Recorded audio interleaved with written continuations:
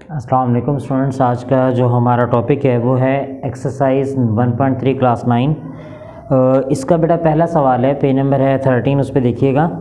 Which the following matrices are conformable for addition. इनमें से कौन कौन से मैट्रिक्स जो है वो आपस में ऐड हो सकते हैं। कन्फॉर्मेबल यानी उनको आपस में आप ऐड उनको एडिशन उनका जमा उनके आपस में कर सकते हैं। फॉर एग्ज़ाम्पल एक मैं इसका पार्ट आपको करके दिखाता हूँ। एक्सरसाइज 1.3 ये उसका लेक्चर नंबर 1 है। इसमें बेटा फॉर एग्जांपल मैं इसका पार्ट नंबर बी मैट्रिक्स लिख रहा हूँ। उसमें लिखा हुआ है बी में 3 1। अब बी का जो ऑर्डर है ना वो आपको नज़र आ रहा है कि इसमें 2 रोज़ हैं और एक कॉलम है, तो इसका ऑर्डर है 2/1। इसी तरह इसमें अगर मैट्रिक्स डी देखा जाए, डी बेटा लिखा हुआ है 2 + 1 और 3 लिखा हुआ है। अब अगर हम 2 + 1 करते हैं, सवाल में 2 × 1 करते हैं, तो D इक्वल है 2 + 1 3 और ओवर में वो जो 3 है वो वैसे ही आएगा, 3 वैसे ही आएगा। अब यहाँ पे एक बात सुनने वाली है, समझने वाली है, अगर आप उसको तवज्जो करें तो, कि ये 2 और 1 ऐड हो जाएंगे, 3 बन जाएगा। और इसमें भी 2 रोज़ हैं और 1 कॉलम है, यानी इसमें 2 रोज़ हैं और 1 कॉलम है। यानी अगर कोई नंबर पहले ऐड हो रहा है, पहले वाले में मैट्रिक्स में कोई नंबर आपस में ऐड नहीं हो रहा था, 3 1 सिंपल लिखा तो मैंने उसका ऑर्डर लिखा है। इसमें ये 2 और +1 हो रहे हैं तो उनको पहले प्लस कर लें, फिर इस मैट्रिक्स का ऑर्डर लिखें, तो ऑर्डर आएगा 2/1, क्योंकि 2 रोज़ हैं और 1 कॉलम है। अब जो बात समझाता हूँ वो समझिएगा कि ऐसे मैट्रिक्स जिनका ऑर्डर आपस में सेम होता है, यानी ऐसे मैट्रिक्स जिनका आपस में ऑर्डर एक जैसा होता है, जैसे फर्स्ट मैट्रिक्स बी मैंने लिखा उसका ऑर्डर 2/1 है, डी वाले का भी 2/1 है। ऐसे मैट्रिक्स जिनका ऑर्डर सेम है, एक जैसा है, उन्हें आप आपस में ऐड कर सकते हैं। तो बी और डी का ऑर्डर सेम है 2/1, यानी एक में भी 2 रो हैं और दूसरे 1 कॉलम है, दूसरे मैट्रिक्स में भी 2 रोज़ हैं और 1 कॉलम है। तो हम यहाँ लिखेंगे B and D are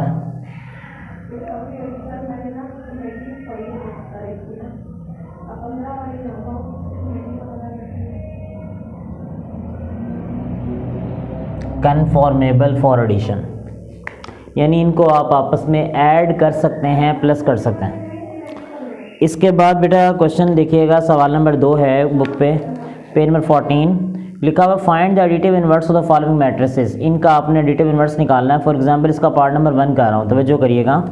ए है क्वेश्चन नंबर 2, उसका पार्ट ए है, उसमें लिखा हुआ है 2 4 -2 and 1, ऐसे लिखा हुआ है।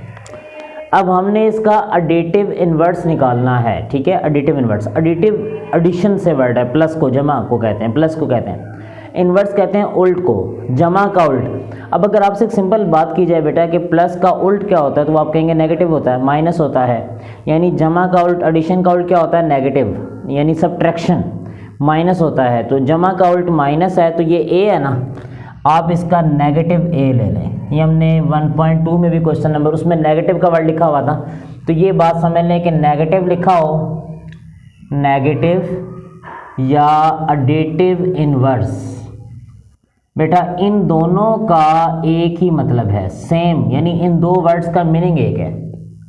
तो अब आप इसको माइनस से ले लें, माइनस लिखें मैट्रिक्स के शुरू में, बाकी तमाम नंबर वैसे जैसे लिखे हमें वैसे ही लिखें। इस माइनस की वजह से बेटा अंदर साइन चेंज हो जाएंगे, -2 +2 -4 -1, यानी जो प्लस में है वो माइनस में हो जाएगा और जो माइनस में है वो प्लस में, और जो प्लस में है वो माइनस में हो जाएगा। तो इसको हम एडिटिव इन्वर्स भी कह सकते हैं और नेगेटिव ऑफ द मैट्रिक्स भी कह सकते हैं, ये दोनों का एक ही मतलब है। तो ये बात समझ लें कि नेगेटिव ऑफ द मैट्रिक्स का मतलब क्या है। इस तरीके से आपने ये 6 के 6 पार्ट्स जो है, जैसे इसमें एफ वाले पार्ट में आप ज़रा तवज्जो करिएगा, लिखा हुआ है f इक्वल है √3, सॉरी मैट्रिक्स का ब्रैकेट है √3 है, 1 है, -1 है, √2 है, माइनस f लेंगे बेटा अब जब माइनस एफ लेंगे तो अंडर रूट 3 प्लस से माइनस हो जाएगा, 1 प्लस से माइनस हो जाएगा, -1 प्लस 1 हो जाएगा और under root 2 minus under root 2 हो जाएगा, यानी साइन चेंज हो जाएंगे। नेगेटिव, इसको नेगेटिव ऑफ द मैट्रिक्स भी कहा जा सकता है और इसको आप मल्टीप्लिकेटिव एडिटिव इनवर्स भी कह सकते हैं, एक ही मतलब है इन दोनों चीज़ों का। इसको बेटा क्वेश्चन नंबर आपके सामने 3 है। क्वेश्चन नंबर 3 में ए बी सी डी की वैल्यू आपको गिवन है, ऊपर दी गई है। फॉर एग्जांपल मैं इसका पार्ट नंबर ए करता हूँ, वन पार्ट, जो पार्ट 1 है वो लिखा हुआ है ए प्लस क्वेश्चन नंबर 3 पार्ट 1 ए प्लस ए जमा 1 1 1 और 1, ऐसे मैट्रिक्स बना हुआ है। अब ये जो ए लिखा हुआ ना बेटा, इस ए की जगह पर आपने ए की वैल्यू पुट करनी। ए की वैल्यू मेरे क्वेश्चन में है -1 2 2 और 1, यानी इस ए की जगह पे आपने ए की वैल्यू रखनी और ये प्लस का साइन वैसे ही लगाना और आगे जो मैट्रिक्स लिखा हुआ सवाल में 1 1 1 1 उसको सेम लिखना है। यानी ए जो है ए की जगह पर ए की वैल्यू पुट करेंगे, प्लस लिखेंगे और उसके बाद जो मैट्रिक्स आपके सामने क्वेश्चन में है उसको सेम उसी तरीके से आपने लिखना है जैसे कि आपके सवाल में लिखा हुआ है, ठीक है। अब इन दोनों को आप ऐड करते हैं, जमा करते हैं, प्लस करते हैं, तो क्या आएगा ज़रा तवज्जो करिएगा। -1 plus 1 2 plus 1 2 plus 1 1 plus 1 -1 plus 1 0 2 plus 1 3 2 plus 1 3 1 plus 1 2, ऐसे जमा करेंगे, ठीक है जी। बात समझ आ रही है? तो इस तरीके से आपने इनको, यानी कि जहाँ पे ए है तो ए की वैल्यू पुट कर दें, बी है तो बी की वैल्यू पुट कर दें, सी है, डी है। जैसे कि फॉर एग्जांपल इसका पार्ट नंबर 5 है,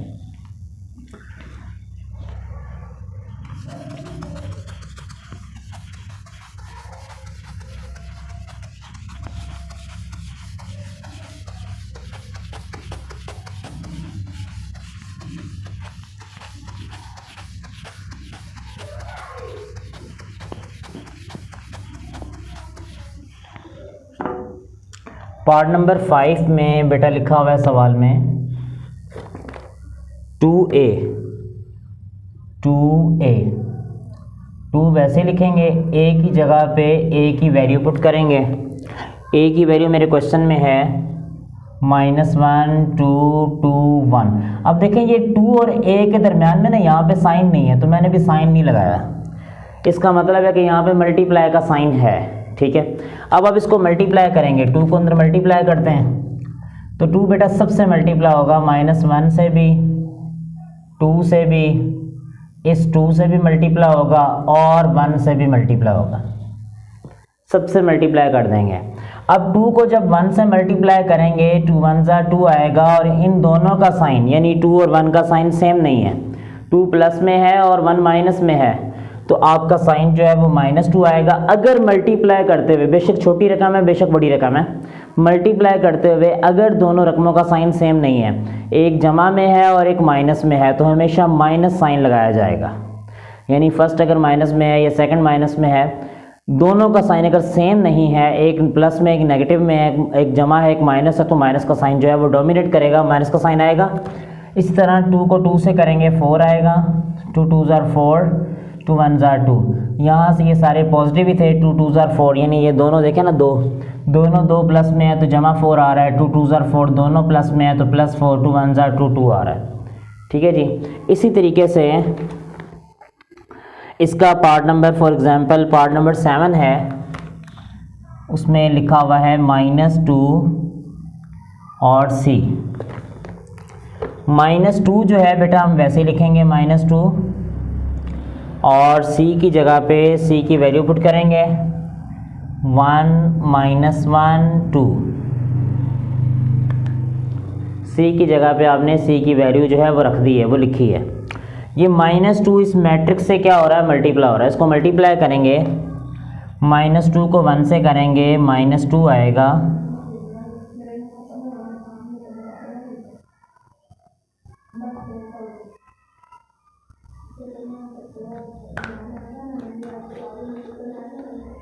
-2 को 1 से, -2 को -1 से, -2 को 2 से, इन तीनों से ये, क्योंकि देखिए ना -2 और c के दरमियान में साइन नहीं है तो आपने मल्टीप्लाई कर देना।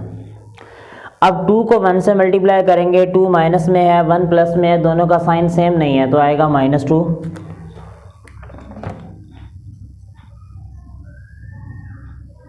2 को 1 से करेंगे माइनस माइनस +2, 2 को 2 से करेंगे -4।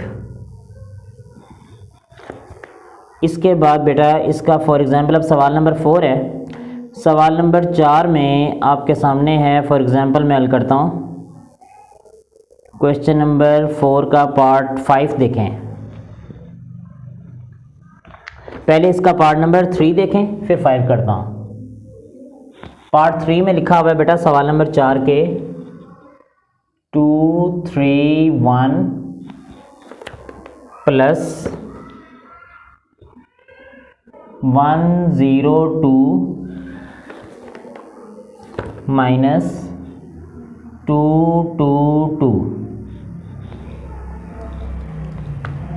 अब पहले आपने ब्रैकेट को सॉल्व करना है, ठीक है। पहले आपने ये जो ब्रैकेट लगी हुई है ना इसको सॉल्व करना है।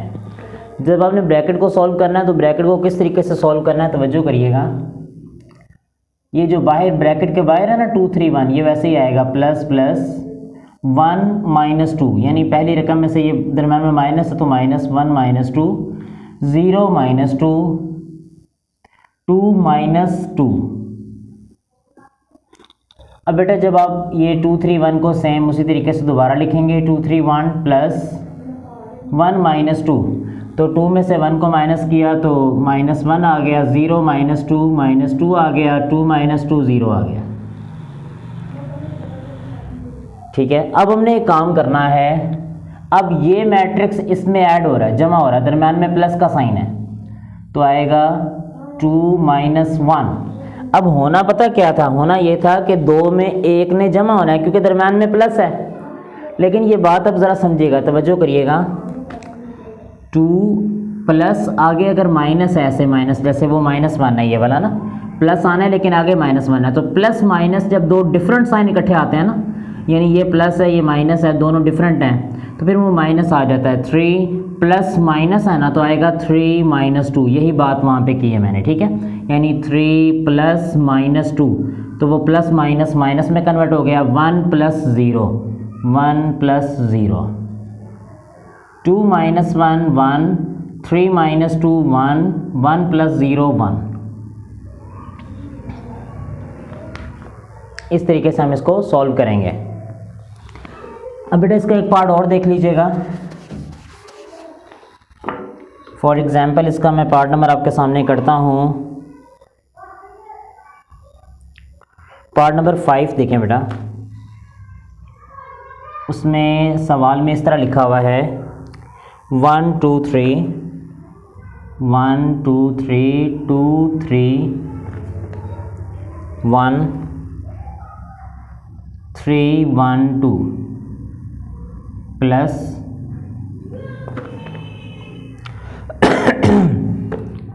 1 - 2 0 0 - 1 2, और बेटा आगे दिया गया -2 0 -1। अब हमने यहाँ पे काम करना है, किस तरीके से करना है ज़रा तवज्जो करेंगे, गौर करेंगे। ये इसमें प्लस हो रहा है, इसको जमा करेंगे। जमा किस तरह करेंगे, आपके सामने आएगा 1 + 1 1 + 1, 2 + 0 2 + 0, 3 प्लस माइनस तो 3 - 2, ठीक है जी, क्योंकि उसमें -2 है तो वो plus minus minus, 2 plus minus -2, 3 plus minus -1, 1 + 0, 3 + 0, 1 + 2 और 2 प्लस माइनस -1। अब इनको जमा माइनस करते हैं ना, तो अब ज़रा गौर करिएगा, आपके सामने आएगा 1 + 1 2, 2 + 0 2, 3 - 2 1, 2 - 2 0, 3 - 1 2, 1 + 0 1, 3 प्लस 0 3, 1 प्लस 2 3, 2 माइनस 1 1। तो इस तरीके से हम इसे सॉल्व करेंगे। ठीक हो गया। तो इसको आप बेटा अपने एंड पर मुकम्मल करिएगा। एक सवाल मेरे से पूछा गया एक्सरसाइज 1.2 का सवाल नंबर 3, जो मैंने आपको टाइप्स ऑफ मैट्रिक्स समझाई थी, उसके बारे में एक स्टूडेंट ने सवाल किया है, तो वो ज़रा थोड़ा सा मैं एक्सप्लेन करता हूँ, उसको ज़रा देखिएगा।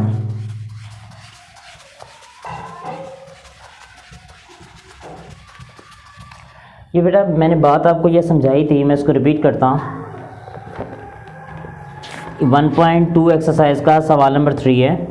उसमें लिखा हुआ बेटा पेज नंबर 8 है बुक का, from the following matrices identify diagonal, scalar and unit identity matrix. For example इसका पार्ट नंबर ए है,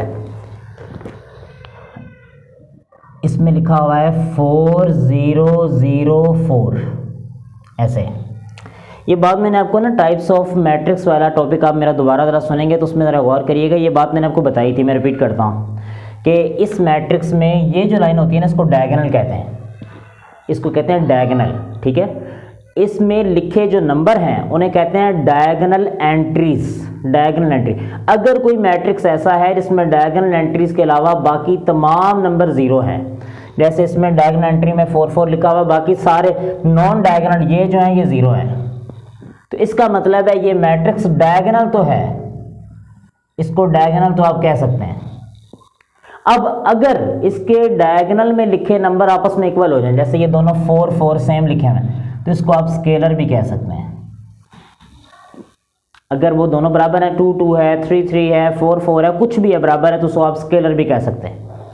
अब जैसे कि फॉर एग्जांपल इसका पार्ट नंबर बी है बेटा, तो वो आएगा 2 0 0 माइनस 1। अब आप गौर करें कि ये जो डायगोनल है ये वाला, इसके अलावा बाकी सारे ज़ीरो हैं, तो आप इसको डायगोनल तो कह सकते हैं, डायगोनल मैट्रिक्स।